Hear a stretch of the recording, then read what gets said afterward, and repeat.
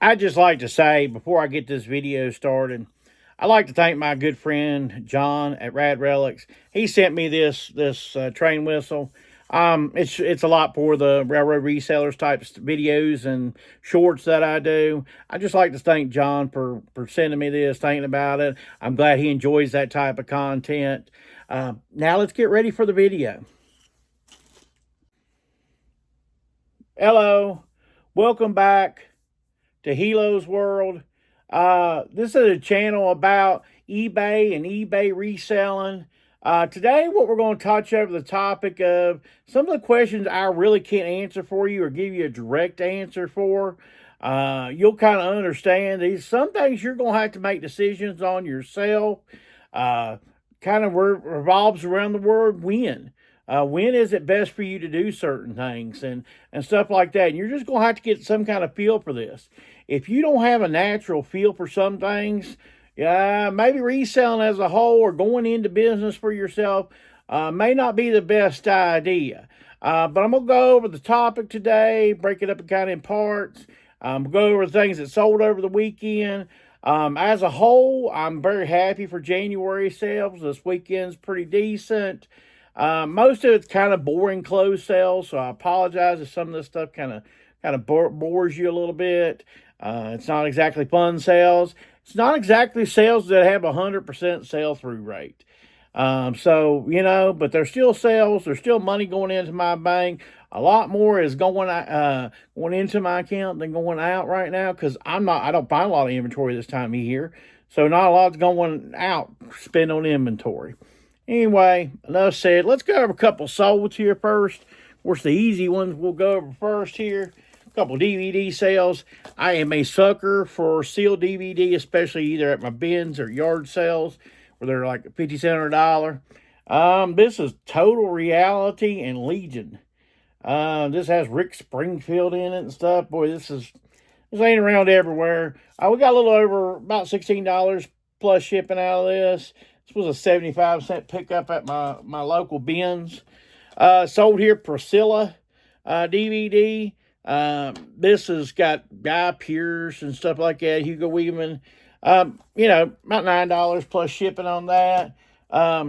Generally, for me on DVDs, if I see it new sealed and it's kind of something strange or weird like those both were, I didn't know those movies that well. I generally look them up real quick. You can always hit the barcode on the back and see if it's worth something or not, and just move on your merry way like that. But I don't look for traditional movies, Indiana Jones or something like that. You should be able to just beeline through those and get to the stranger movies. Sold these beads here, Jägermeister beads, a little bit over $5 plus shipping. Don't buy these. This took like 2 years and actually redoing the listing. What I'm doing is I'm going last March. I started charging for shipping. No more free shipping. I'm going back through my old listings and breaking them back up and add shipping and doing all that. And I'm getting rid of some of those. So this sold. This originally was like $12.99 free shipping or something like that. And we just went to about $5 and something plus shipping just to get it out the door. But what I want to talk about is when. When do you do stuff? When in my business should I do this? When in my business should I do that? So probably one of the first things I want to touch upon is something like, say, a thermal printer. That, in my opinion, that should be one of the first investments you make on yourself outside of a scale or something like that. You do automatically need a scale. Now, you're going to get all over the board on buying a thermal printer as far as what brands, Rollo, Dyno, that type of thing. But you've got to realize how much you're going to actually use the item. I've not had any problem with my Rollo. So there's that. I'm not sponsored by Rollo or anything like that. Rollo's not backing up the truck into my house to give me some money or something, but my Rollo's been dependable for me. Now, I would recommend go with something that does have a dependable service record, that does have a lot of reviews and stuff. If Bluetooth means a lot to you or something, I've had mine for over 5 years. I don't have to have it cordless or corded with or anything like that. That means a lot to you. Invest in it. I wish, let me tell you this more than anything, I wish I'd done this a long, long time ago as far as the thermal printer. I went about a year and a half, which is absolutely crazy, of going to the post office and that type of stuff. That was a mistake. Don't fall into that trap. I was paying out more for postage and stuff, but I was doing back then. I wasn't doing free shipping back then. I didn't turn into free shipping until somewhere in the middle there. My experience, and I've shifted back. Sometimes in life, you realize where you're at. You say that was wrong, and you go from there. So that kind of covers your thermal printer and stuff like that. Sometimes I get asked, what type of bubble wrap do I use? Am I one of those that uses the American Bubble Boy wrap? And I'll tell you no. Why? Because I sell mainly clothing and DVDs and Jägermeister stuff. Let me tell you something. I use the cheapest junk that there is out there. And the cheapest junk out there does not sponsor reselling channels. So I use the cheapest junk out there. Have I tried American Bubble Boy? Absolutely, I've tried it. And if I did a lot of breakables and stuff like that, I would be all for that. But let me let you in on American Bubble Boy. Is American Bubble Boy good? Good stuff. Not going to badmouth it, even though there's no sponsor down there for American Bubble Boy. But let me let you in on something here. If people have big warehouses, and I work for a multi-billion-dollar company, do you think they use American Bubble Boy? I'm going to tell you no. They don't. They use the top of the line. Now, it's the most expensive. So unless you just do all breakables, I would never recommend this stuff. But it's the top of the line. That's Uline. The Uline and the Uline products are the top of the line. Now, Chris, why do I not hear every one of my resellers talk about Uline? They don't need to talk about Uline. They've got the corporate contracts. They don't need us as resellers. They don't need to put a shed in somebody's backyard to say that there's something great. They do it without great sponsorship as far as YouTube channels and stuff. So honestly, if you want top of the line, it's Uline. How's American Bubble Boy good once again? Absolutely. But I use the cheap junk because I sell mainly clothing and stuff like that. All depends on what you sell as to what you use. I'm going to go over a couple solds, and we'll go over a couple more ideas as far as when is concerned. This is a Barnaby sweater. This is probably either 80s or 90s type dad type sweater. It's geometric, that type of thing. We got $17 plus shipping on that. Like I said, I am trying to get rid of some older clothing. So I am giving out some pretty decent deals on stuff. This is Charles Starwatt or something like that. It's a gingham type check. We got about $14.75 free shipping on it. That was just something I sent out on some offers. Like I say, I'm just trying to clear some of this. Here's some Brooks Brothers I sold. Sold a lot of clothing, so this is going to be some boring solds, really, to be honest with you. Brooks Brothers extra large type sold here. Yeah, we got about $17 free shipping out of that one. That was a better one. But yeah, just blue and yellow, extra large, Brooks Brothers, that type of thing. But now here's something, a big question. I think probably even the biggest question. And this is definitely a win question. It's all based on your circumstances. A lot of times you watch a lot of people on YouTube and you think, I could do that. I could do that every day of my life. I want to be a full-time reseller. And I would highly recommend against that as a whole. Unless you do have a really good setup, I would look at least probably 6 months worth of expenses stashed away before I went with that. I would probably recommend that you have a partner, husband, wife, whatever you consider it, that has healthcare insurance, that type of thing, because just going cold turkey, full reseller, is some scary business. I have heard a lot of more horror stories, because some days, guys, I don't care who you listen to, There are days that you have $20 days. There are days that you have $30 days. Even when I was at booming, the best I could do, 2021, you know, you have those bad days. And unless you got that security layer, you are in trouble quick, because those days can just start stacking up. And of course, you've got bills to pay and stuff like that. So I highly recommend, unless you're really set up, don't become the full-time reseller. Win on full-time reseller, that's definitely, it's going to have to be where the point where you're having to hire people and all kinds of stuff like that just to keep everything going before I would consider a full-time reseller. Now, as far as I'm concerned, for me, I have been at my job 26 and a half years at this point. Once I get to 30 years, I am leaving there. I do get a certain thing they call 30 and out there. So I will have money coming in from there. I will have health insurance coming in from there. So at that point, I can come home. I am this year going to turn 50 years old. My goal is to pay my house off this year. So no mortgage, no nothing to really pay for. That is why in about 3.5 years, I'm planning on becoming a full-time reseller. And that maybe 6 months one way, 6 months the other way. I'm not really sure at this point. Just going down the road and doing what I can do, selling what I can sell, going to work like I'm supposed to, paying my bills off like I'm supposed to. What happens? What happens? All right, I'm going to go over a couple more solds. Still talk about some more stuff about when or certain things you should do that I don't have no answers for sometimes. All right, sold this Untuck It flannel here. I think we got about $17 free shipping on it. Pretty good. Untuck It used to be a really good name. Some big-time resellers got talking about it. Everybody started sourcing it and listing it, and the price just went drop like a rock. Not their problem. They were just trying to help you. So I'm not going to bash them. I'm not going to bash their channel. They were just trying to help. They didn't see what was going to happen. I did take an offer. This is just a medium, long sleeve Polo Ralph Lauren shirt. I did take an offer of $13 free shipping. I usually wouldn't have done something that cheap, but it's a medium Polo Ralph Lauren just to get it out the door.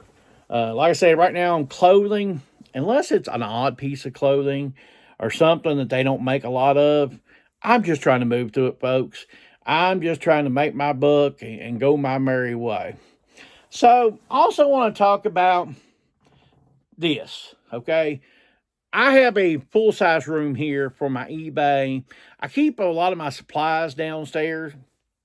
In the future, there's going to be a swap. Mainly up here, you'll just see at some point my shipping materials and all my inventory is going to be downstairs. I don't really like all my inventory being around me. But I can't do it. At this point, I've went this far, and I'm do this at some other point. But at some point, you've got to decide, all right, I'm serious about this. How do I want to handle it? And do you decide to take a room of your house, room, basement, however you decide to break that off and make that your eBay room, your eBay thing. Now, for tax purposes, I will tell you, and I know people don't like touching tax purposes, but I've been told this by maximum accountants, as long as your room has nothing else, other than like a couple posters, a couple motivational type posters, we will also, you get like a tax credit, in other words, for using your eBay room, for just eBay only. Can't use it for anything else. Can't be like your little kid's bedroom or something like that, or nursery / eBay room. Can't be none of that. But for tax purposes, you can. If you use it all eBay, you can count it off on your taxes. That's just bonus. Okay, now we're also going to talk about maybe you want a storage unit. Maybe you think it's best. Maybe you don't have a lot of land. You can't just put you have a small house. So it's best to get a storage unit. They make, gosh, around me, there's so many storage units. But you could have like a straight shot storage unit. You could have these clothing, and you could have a couple of like totes things, and just have a straight shot. Go in, drop off all your stuff, and really you could function. And even at the end of it, have you a desk and computer. If it's climate controlled or something like that, maybe it's a whole lot better of a situation for you. I don't know your situations. I don't know your towns. I'm just trying to give you some different things. But you're going to have to bring in some well, not monster, but some decent sales to justify having a storage unit. I know there's some people have YouTube channels, have bragged up to having 5 storage units. I think that's an incredible waste of money. How much you're going to have to justify? Because, okay, if you've got 5, when are you digging around all this stuff to get all this inventory when I see you still bringing in new inventory? That stuff's just sitting there. So whenever you sell it, you're going to have to get that much more out of it because you've had storage. You're in the back of your head, you're not counting that storage fees, but you've got storage fees. Say you paid $1 for this shirt, but it's stored for 5 years in a storage shed for $100 a month. How much does this shirt really cost you? $3, $4, $5? I'm sure that they don't figure that in their big equation. But those storage units, unless you're something where you're just using it over and over again, probably not the best idea. Now, of course, the last part of that is the shed idea. Now, as far as a shed, I'm not anti-shed. Probably people watch my videos, think somehow I have some kind of anti-shed thing. I don't have a bit of problem with the shed. I'm the one that lives in my house. It's 3-bedroom, 2.5 bath, downstairs basement, all that. There's family room. That's what's going to end up becoming eBay room eventually. I don't need to pay to heat and air condition any more space. Okay? That's why I don't do the shed thing. I've thought about it, did a video. And I still think about it from time to time. I do look at sometimes. There are quite a few repo sheds going around, folks. So keep your eyes open with your refunds and all that. Just keep your eyes open. There's a lot of sheds now that people are letting them go back. They finance them, which I don't even want to have a conversation about financing a shed. If you can't pay for it in cash, come on, people. Have some money on hand so you can do some business and stuff. One of the dumbest things I ever thought there was where eBay asked you to, can we lend you money from eBay? No, do not start your business by borrowing money. Okay? Take and source your home. Take and build you up money from there and then go from there.